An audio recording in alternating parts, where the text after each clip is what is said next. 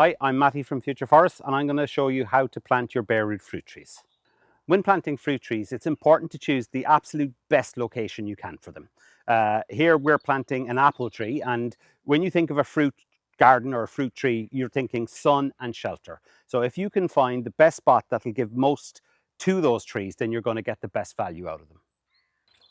When planting, the first step really is to clear the ground where you're planting. You really want to remove the sod, any weeds, anything that's going to cause competition to the plants that you're about to give their forever home to. If you're planting with manure and you're using manure as compost, it's really crucial that it has to be well rotted. So an absolute minimum 1 year old. In this video, we've been using G-Up, which is an organic rotted manure, and that's perfectly safe to use. When planting your fruit tree, it's important to dig a hole big enough that the root can sit comfortably into the hole. If you have rogue roots or roots that are too big, don't be shy to prune them. It's much better to prune them than to have a root that might wrap around.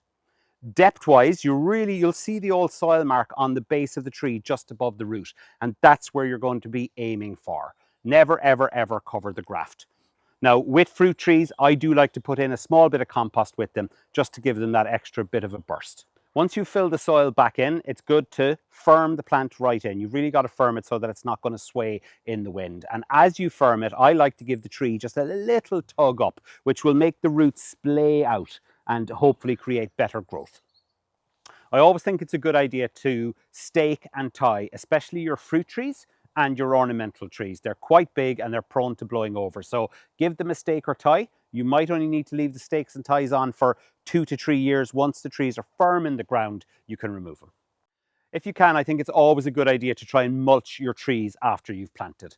Mulching helps with weed suppression, which knocks out competition and makes your trees grow faster. It also helps with water retention and even insulation if the temperatures are really low. So if you can, please do mulch your trees.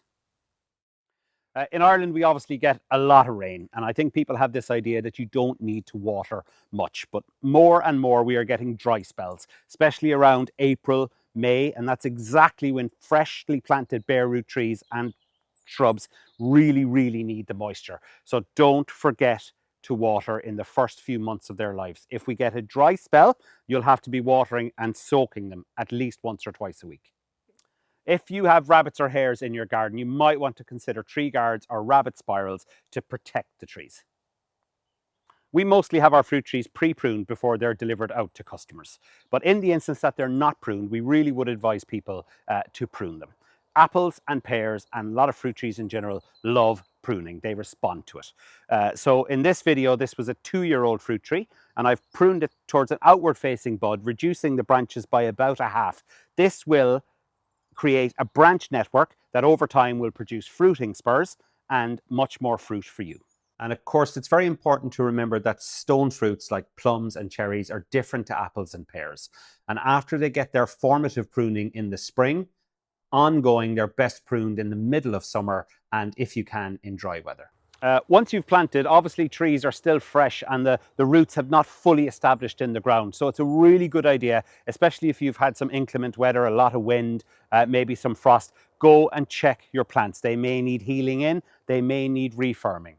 For the first few years, you really want to stay on top of weed suppression. So if you can, every year, weed your hedge, weed your whips, weed your fruit trees. This will dramatically increase the growth of these plants. If you're unsure about anything or you have any queries whatsoever, please do contact us at Future Forests. We're more than happy to help.